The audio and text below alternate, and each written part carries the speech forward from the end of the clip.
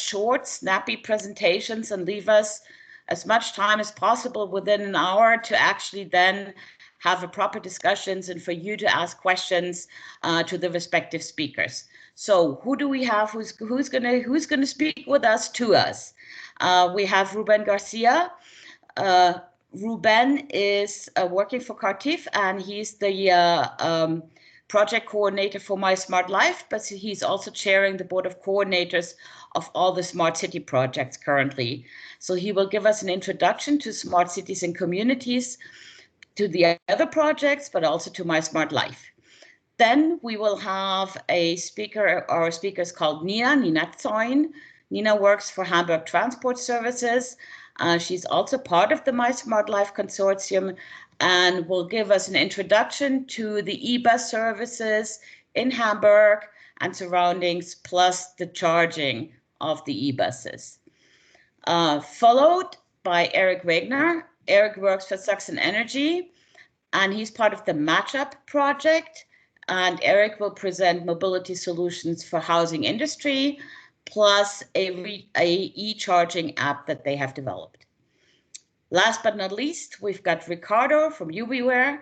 Ricardo is part of the POCITYF Smart City project, and he will present EV charging management solutions. So that's a kind of short wrap up of the speakers that we have today. And I think we're kicking off with Ruben now. Ruben. Thank you so much, Gabi.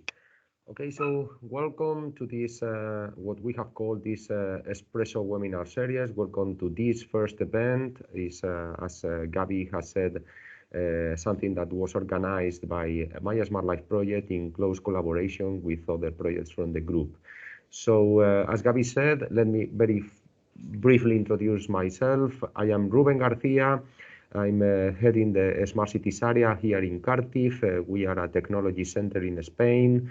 And now I play very broadly the role of project coordinator of mySMARTLife, leading a group of consortium of 27 partners that we are working together in these very ambitious projects in which the cities of Nantes in France, Hamburg in Germany, and Helsinki in Finland are implementing more than 150 very ambitious smart city actions in order to transform their cities into more efficient and sustainable ones.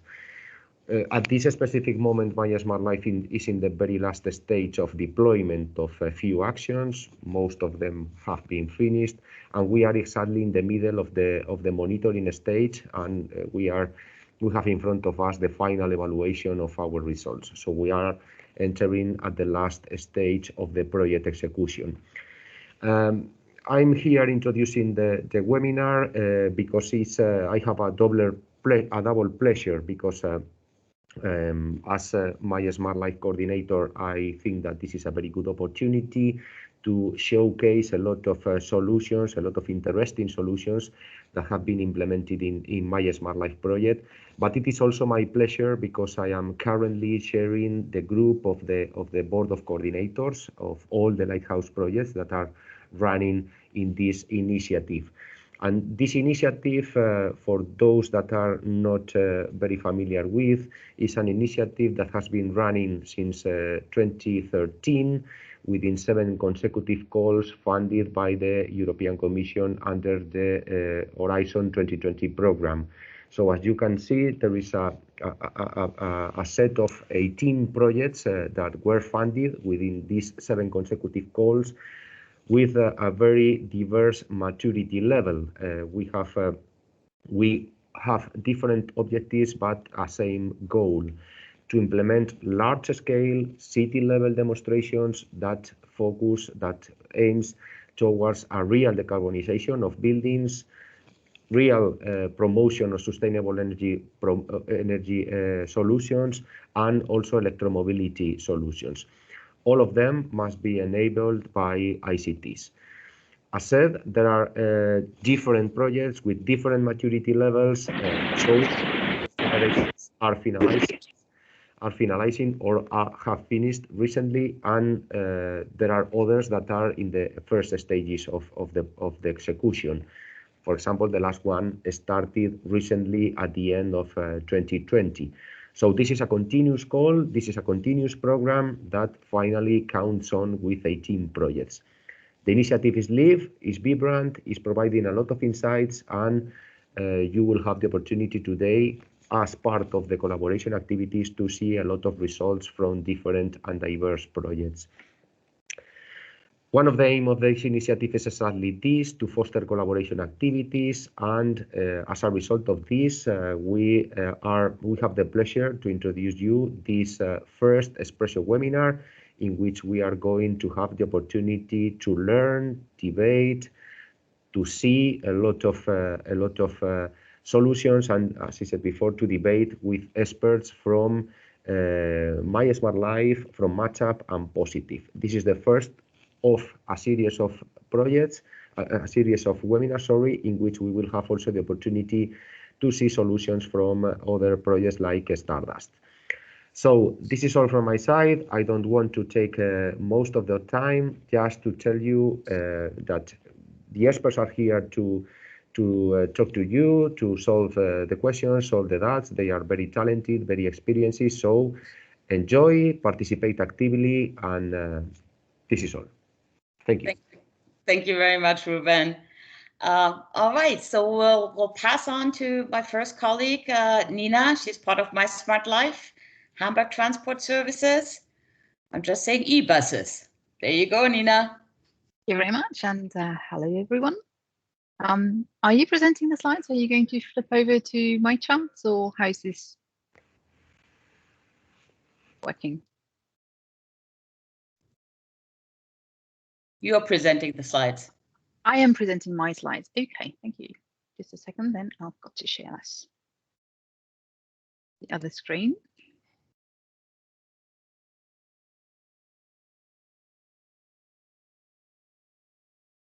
You see this? No. We have them as a backup. Should we do it? Yeah, I know. Well, there should be. Try this again. You will just see my. Is this any better? Yeah, now it works perfectly. Perfect. So, hello everyone, and my name is Nina. I work for the Verkehrsbetrieb Hamburg-Holstein, which is a public transport company in Hamburg. In this slide, you can see that the whole city of Hamburg around here, and in the center, it looks like there's no public transport because there's no lines in there. Hamburg has a special situation that we have two public transport companies, and the service that the VRH provides is to connect the outer parts of also the state of Schleswig-Holstein into the city of Hamburg. So we're mostly there for people connecting into the city, and some of our lines also run all the way through. We're the second largest company in Germany because our sister, the Hochbahn, has a few more buses than we do, but we still run 676 buses. 20 of those have already been turned into e-buses. We service 155 lines with 106 million customers every year. This is a pre-corona number, I believe. And we have 2,100 employees. The majority of them are actually bus drivers. And in this smart project, mySMARTLife, we were aiming to procure our first 10 e-buses. And they are solely powered by renewable energy. And it was a large challenge for us because we started with one trial outline in 2014 already, but it was only a midi bus, and it was running on a circular line, so it could come back to the same charging point all the time. A lot of our other runs, the tours that the buses service are quite long, and they service a large area, also with quite a lot of distance connecting from the outside into the municipality of Hamburg. And so one of the major challenges was to decide what system we're going to use, and we decided to have an overnight charging system where we plug in the buses in the depot overnight to charge them. And for the procurement, it was therefore for us very important to get a large range out of our buses, because we will have only the battery that we charge overnight to service our bus. This actually turned out to be a real challenge. In 2016, when we started this project, there weren't quite as many suppliers for buses as there are these days. And we ended up with the first procurement only turning up one supplier who could meet the range that we wanted. And they ended up defaulting on the delivery. So they could not meet our delivery, and we had to tender this twice. And one of the learnings was that we should have studied the market a bit closer, and we reduced the demand for range in our second procurement. And this is really important, that you can sort of adapt to in your project to the demands of this new and innovative technology. We also learned that we needed to find better standardization. The first round of procurement, it was quite uncertain on how the connection between the buses and the infrastructure was going to work. A lot of the solutions were proprietary to the people or to the manufacturers. So you would have to procure your infrastructure together with your buses. But we knew that with a fleet of 600 or more buses, we would have to be tendering again and again and again. And there was no insurance that we were going to turn out with the same suppliers all the time. So we would have a mismatch of charging infrastructure and buses. Therefore, we wanted to have separate systems, so a separate tender for the infrastructure and a separate tender for the buses. And we needed a standardized way to ensure that all the buses, no matter who delivered them, would work with the charging systems that we then procured. So it was really important for us to find the standardized way, which I'm glad to say in the time, now 3 or even 4 years later, has gone quite a long way. So with the CCS2 charging system in Europe, we're on a very good way to have a much better standardization here.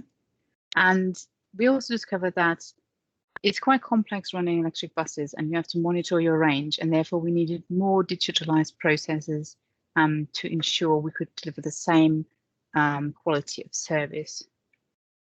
I'll come back to that as well. So the second action that we were running in the mySMARTLife project obviously was not only to procure the buses, but also to procure the charging infrastructure. And one of the major factors when we were looking at also advancing and how many buses we would be procuring and buying throughout the coming years, we discovered that you really have to work out how much energy you will be needing in your depots, not only for the buses you're buying now, but in the future. Because if you're changing your network connection, the grid connection you have is very expensive to procure, and it can be taking a very long time. So in the depot, we actually have room for about 130 buses, and we change from 250 kilowatt connection to a 5.5 megawatt connection that we can actually extend to 11 megawatts. This is quite costly, and the connection electronic building essentially is quite big and quite expensive. So you want to think ahead on what you will be doing in the future, because you're not going to just raise that to the ground in 2 years and start over again. And in this particular one, we also had a very innovative approach that we are using the power supply to either its full capacity on one bus, and then it could charge on 150 kilowatts, or we can split it off and 2 buses can charge at the same time with 75 kilowatts. One thing you can see here, this is the line how we're procuring it is quite intensive in the space you use. And this is a big problem in a lot of our depots, because we're in the city. In the city, it's very important to be space efficient, to cram in as many buses as you can. So we're actually, as we're procuring more buses and we're moving on to our next depots, I've decided that we're going to change the system we're using from an on-the-ground standing to an overhead pergola kind of system. So this is steel frames, and we will be providing the charging plug-in points from the top down. so we can stand a bit closer in the buses. So as you're laying out these things, you have to remember that your charging infrastructure will be taking up space. And my last slide again is to say that it's complex to manage your buses. We're procuring buses. The first ones we now bought were 170 kilometers of range.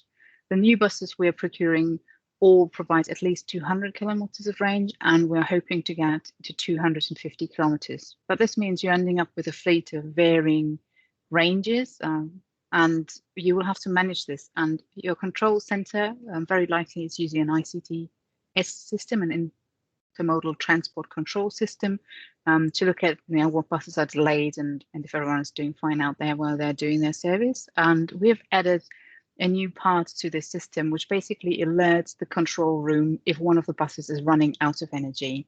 So from a certain percentage of state of charge, and they will be alerted and they can swap out the bus. So we are not missing a service. And swapping out buses that are out there is quite normal. You do this with diesel buses if they have a defect and they can't have been taken out of service. You swap them out, and you can do the same thing. And this ensures that the service with the electric buses is as good for the customer out there as it is with other ones. It also helps to connect into other systems. And because I'm running out of time, I would like to wrap up. It's a good advice is to look at what digital systems you're running and how they interconnect and how you can use the information available to you and integrate the new requirements for your e-buses into your digital parts. So, for example, we are receiving the state of charge as it is outside, but we're also hoping to put this in a data bank for future planning, so we know we can improve the runs that we plan for our buses, so that actually the need to swap them out will probably be reduced over time because we're getting better in our plans. Also, preconditioning, if you're in a part of the world, say Finland, where you've very cold weather, heating takes a lot of energy. If you can still already heat up the bus while it's still connected in the depot, that's energy you save. You don't have to take that energy out of battery while you're underway because you're already starting out in a warm bus. So there's lots of optimizations there, and that all is helped if you can have digital systems. We're procuring another depot management system, and you also want to be managing your loads so you're not overloading your energy connection point, and all these things are much easier and better done digitally. So I think that the next step after you've done your hardware, you've done your buses, and you've done your charging infrastructure, the next thing you'll be looking at is your digital projects that you will be following up possibly. I hope this is a good insight into how we sort of went through this project and the learnings that we had, and I'll be handing back to Gabi and my future colleagues. Thank you, Nina. Thank you very much. Yes, we're passing on our presentation. The next presentation will be from the MatchUP project. We have our colleague Eric speaking. He's from Lighthouse City Dresden. There he is. Eric, hello. Hello. Hi there. Eric presents mobility solutions for housing industry and an e-charging app. So please do go ahead. Thank you. Do you see my desktop? Is everything fine? Yes, we do. Yeah, Perfect. It's fine. Oh, thank you. Hello, everyone. So thank you for the introduction. My name is Erik Wegner, and I work as a product manager for Sachsen Energie, an energy provider in the east of Germany. And I'm going to speak about the Lighthouse City Dresden within the MatchUP project with focus on e-mobility. And I would like to show how energy providers tackle this new business segment, e-mobility. Okay, MatchUP Dresden consists of 8 projects with the goal of leveraging sustainable city development. And some of the projects also engage the integration of e-mobility. And Sachsen Energie, the company I'm working for, is also participant of MatchUP, as well as Vonovia. And as you can see, we have 2 sections that contributed to e-mobility within MatchUP project Dresden. On the one hand, we collaborated with Vonovia in order to create an e-mobility solution for the housing sector. And on the other hand, we created e-mobility for citizens and tenants of Johannstadt. Johannstadt, by the way, is a focus district of MatchUP in Dresden. Okay, so let's start with the housing sector. Vonovia, just one sentence, is a big housing company in Germany, and it is part of the German stock index DAX. So let's see what we have done for the housing sector. So we, Sachsen Energie, provided an e-mobility package consisting of 3 e-cars for service purpose as part of a leasing contract.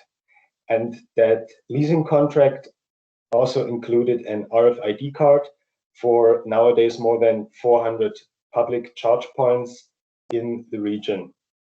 Additionally, we also installed charging infrastructure on site. So this was not public, of Vonovia Dresden in order to enable charging of e-cars in the headquarters of Vonovia. So approximately we saved 2 tons of CO2 per year by replacing the combustion engine by electric motors. But yeah, obviously this is not a considerable amount of CO2, and as far as I experienced, it is not the reason for companies to enter e-mobility. But we received positive feedback by Vonovia, and therefore it also works as a positive example for introducing e-mobility for business customers. So that means when you demonstrate that an e-service fleet can be operated efficiently, then this is also a good argument to convince undecided business customers. So we experienced that also citizens urged to benefit from the European MatchUP grants, and therefore we also set up we also needed an offer for citizens in general. And this is what I want to show you next. As you can see here, Mobi is a brand in Dresden for multimodal transportation, and you can find those transportation hubs all over the city of Dresden nowadays. So as I said, within MatchUP, Dresden Johannstadt is a focus district, and there are 3 Mobi points, partly financed through MatchUP. So those mobility hubs were constructed, respectively being constructed. And what's the connection to e-mobility now? Well, some of those mobility hubs also provide e-car sharing. Okay, now we have the e-cars, but in order to charge, customers also need a public charging infrastructure. And what we have done partly within MatchUP is the relaunch of a charging app, and its name is e-charging. And e-charging basically is a spontaneous payment method on our charging infrastructure. Spontaneous mean you don't need a long-term contractual obligation. So we are forced to provide such a payment method by law on our charging infrastructure. This is forced all over Germany. And we were already using an app back then, before the relaunch, of course. But unfortunately, the provider of this former app was acquired by Volkswagen and therefore had to retire the app from the market we were using. So therefore, Sachsen Energie and also further energy providers collaborated to develop a similar and a quick solution for the spontaneous payment method. And in that case, we were collaborating with energy providers that were using the same technical backend. The backend provider in our case is Stromnetze Hamburg, SNH. Also, Nina, I think, mentioned it before in her presentation.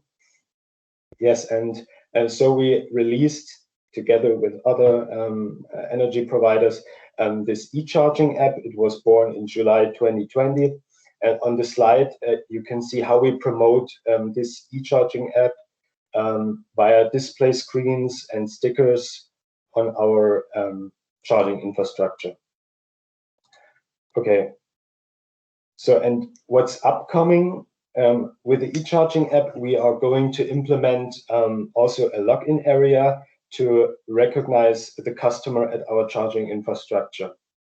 And eventually also to grant discounts, for example, for existing customers in energy or gas, or such special customer groups like the Vonovia tenants. Yeah? So the big advantage of this measure is that we believe in an increasing customer retention by doing that. So eventually e-mobility saves and increases our number of customers. Okay, and this was my presentation. Thank you. Thank you very much, Eric. We'll move on to our final speaker for today. That's Ricardo. Ricardo is a part of the POCITYF consortium, and he will be talking about EV charging management solutions. Hey, Ricardo. Hello, Gabi. Hi Thank you for the opportunity once again and the kind introduction.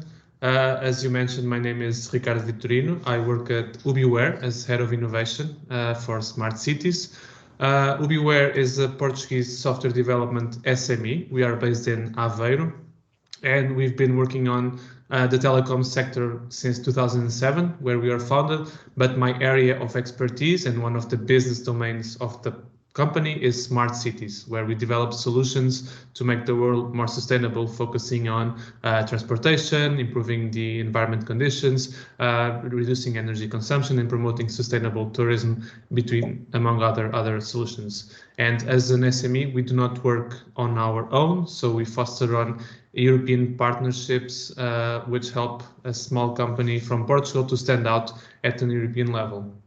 And we are here to present today one of the projects, so the POCITYF project, where we are helping the city of Évora, which I strongly recommend you to visit, in Europe's renewable energy transition. So the context behind POCITYF is that the population of urban environments, such as cities, are growing very highly. So by 2050, 80% of the world population is expected to be living in urban areas, and the majority of our European cities has buildings of historical interest. So while we seek the industry to reduce this global energy consumption for cities, we need to take into account that this cultural heritage also needs to be protected. So we cannot just clutter everything with solar panels and EV chargers all across the municipalities and the historical centers. So we need to do this in a co-creative manner with cities. So besides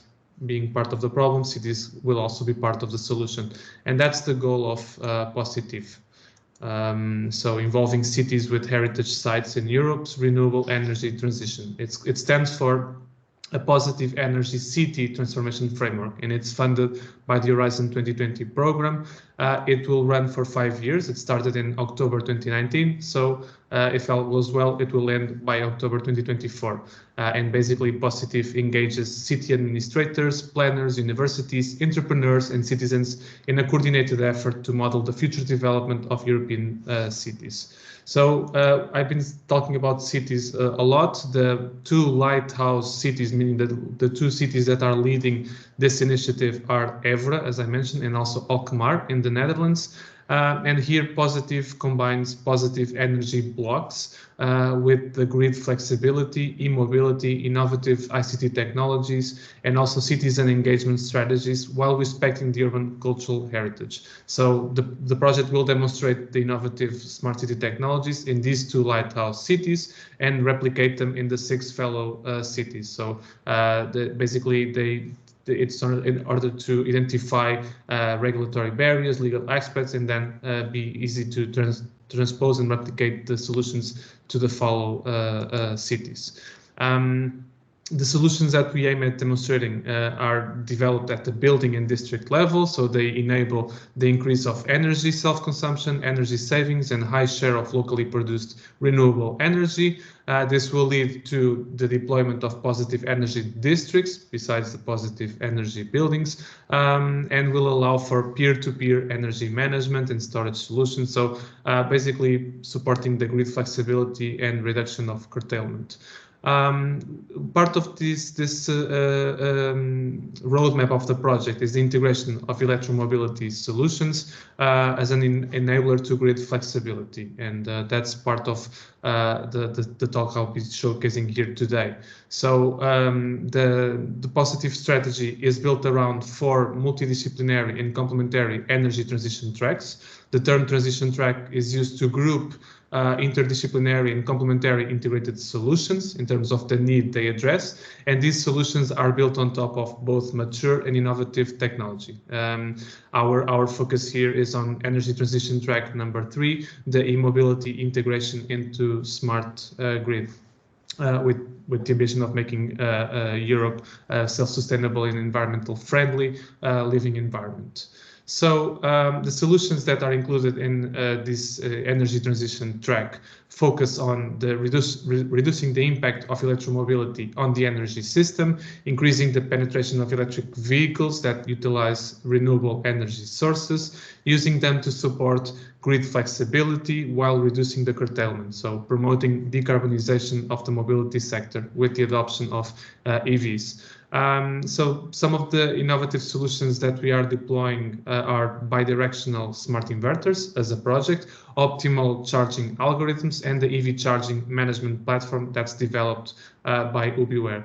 So in a nutshell, the platform consists of a real-time dashboard for asset management, so allowing to see in real time the location and status of the different chargers that are being deployed in several locations in Évora. So one of the positive energy block is for residents that own EVs. Another one is at a retail store very popular in the city center, and also another positive energy block is about a research center as a demo site, which is also being renovated. So all these assets, which some of them support vehicle to grid charging protocol, are all compliant with the open charging point protocol, both versions 1.6 and 2.0, so that we can interact with the EV chargers with an RFID card, but also with a mobile app. And the app allows for the EV owners or the drivers to remotely interact with the chargers, book their options when they want to charge their car, or the time that they want to leave, and the battery level. And the platform triggers intelligent algorithms to plan and optimize. And so we can have this web dashboard where we see the consumption and the availability of the different chargers. We can see how they are distributed and if there's any issue related to them with the charging action or with the reservation. So we can manage everything using a single dashboard that complies with open APIs.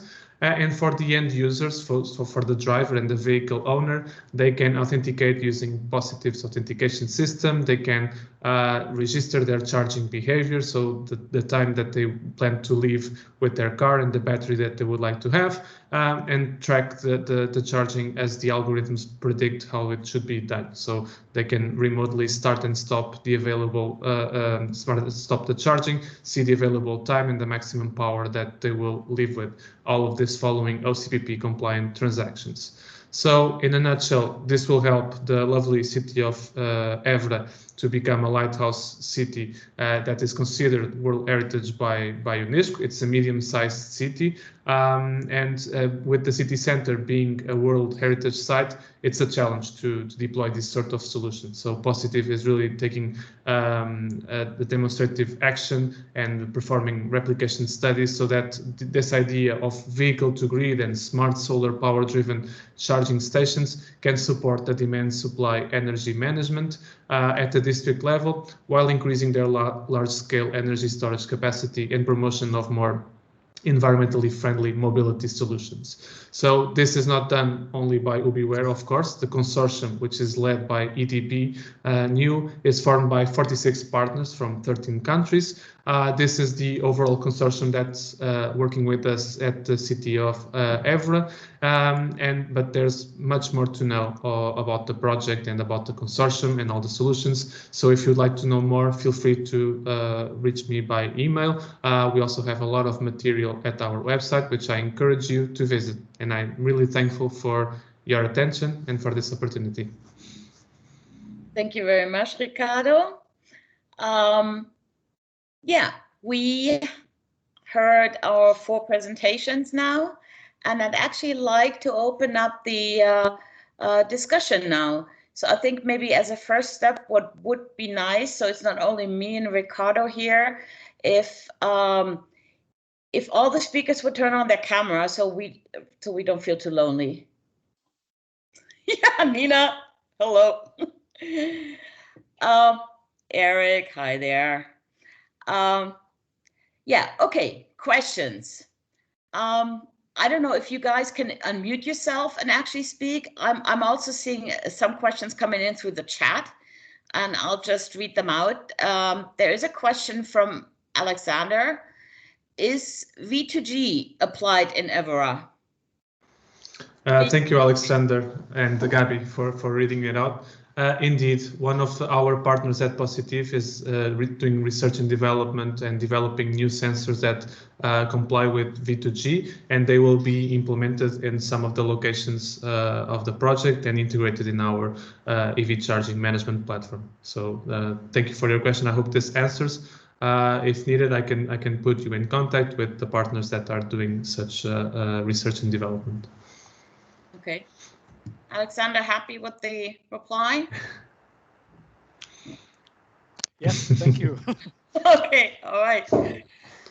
Any other questions? I mean, what I was actually wondering about when I heard the presentation, and especially with regard to the e-buses, Nina, your presentation, and then the difficulties of the going through the tender exercise and then the procurement and so forth.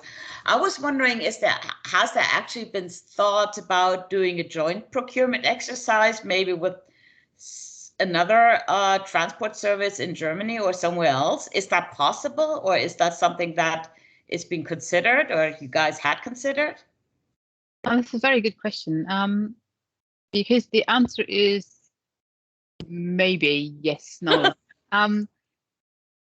One thing that's interesting about the procurement is when you're going through procurement of something innovative and new, the regulations you have are quite restrictive, because essentially you have to tender something, and the requirements for public tenders are that you've got to be sure that this is a reliable technology you're procuring. So you have to have references. So you're asking people to show you 5 references for something nobody has done yet.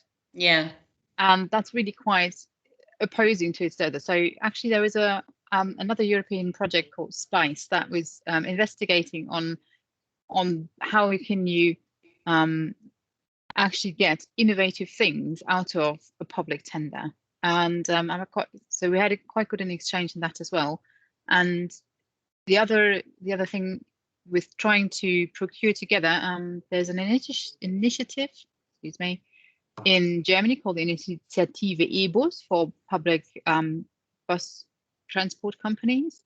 And we have a really good exchange because we can't steal business from each other. We're quite local in all our cities. And at the start, because we weren't seeing enough manufacturers producing the type of buses that we wanted to buy, Hamburg and Berlin, which are then, you know, 3 of the 4 largest bus fleets in Germany, founded this initiative and said within the next 3 years we want to be buying 200 new buses, all electric, if you can actually manufacture them to the standard that we wanted. And out of that we generated some sort of memorandums of understanding that we were going to work together with some manufacturers, and also we produced a specification sheet. So actually we didn't end up making one large tender for 200 buses in one big go, because also I don't believe that there actually is one company that would sell you 200 and that is capable of delivering that many. But we sort of agreed on the specifications, which also then helped the manufacturers not having to diversify into too many systems and too many demands, but they could concentrate on these specifications and they knew they were going to be met by us in the way that we wanted to procure them. And this is actually made public, and if someone wants to procure an electric bus, they can use this from the I believe the Association of Transport Providers. If you're part of that, you can download it and have that as a reference for yourself and how you want to make your tender specifications. You don't have to use that, but it's a good guideline to replicate it and then just add on what's specific to you. And that's the other thing. Everyone has their little bits that are, you know, the color of the seats and where the door opening button has to be, and their bus drivers want it on the left and someone wants it on the right, and so everything's a bit special with all the different companies. But the real core bits on how does charging work and how much range are we expecting and things like that are all in this specification. They're all the same. So we tried to at least generate some commonalities to further this technology, really. Yes. Okay, thank you very much, Nina. You're more welcome. Any more questions?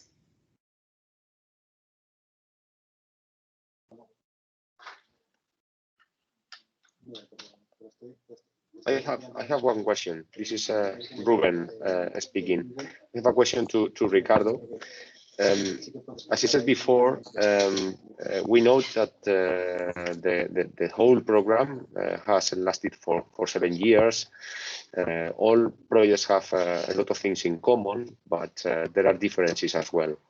In the last set of calls, there is a specific request to provide a positive performance in terms of the whole district, demonstrating a new concept that is the positive energy district concept.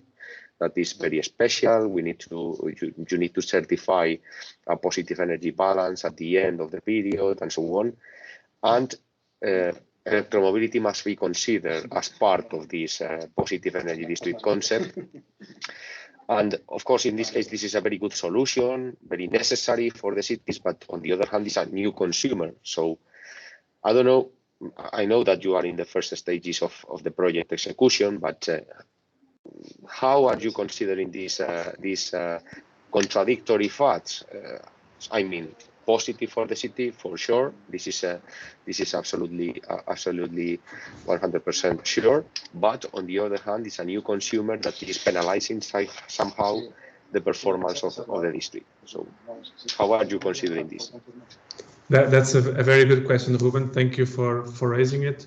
So today I've been focusing a lot on the EV charging management platform, one solution of the whole portfolio of POCITYF. And indeed, if we do that way, we don't have the big picture. And another solution that we are providing in the project is a city information platform. So it's a cloud solution that aggregates data from multiple sources and provides the city managers and decision makers with an overview of what's going on. And in terms of methodology for the process, we are now at the early stage of compiling all of this data, starting to do some deployments of more sensors and collecting more information. We aggregate all of this. We have partners that are calculating performance KPIs on environment, energy consumption, traffic, and so on. All of these at the district level, at the holistic approach. And we start in October the baseline process. So we'll have a year of the project with we don't touch anything. So we just monitor the overall impact. And then after that, we start testing out some of these solutions, some of these innovative solutions, and see the impact both with the KPIs, but also with the community. So having also the approach of this is not something that the industry is pushing because it improves the environment and the energy, but it also works with the community, with the constraints that the city has, and cooperating with the local ecosystem. And if all goes according to plan, it should work and it should have positive impacts. But this is exactly the methodology that we are trying to follow to understand with the data-driven approach that if we trigger this solution in a city like Évora, we get these results, we get this impact, and we can share this knowledge with the rest of the fellow cities and others that are following the project. I hope this helps clarifying. No, thank you, Ricardo. Perfect answer. Thank you. Thank you. Okay, I'm opening up the round again. Anybody else? Any more questions?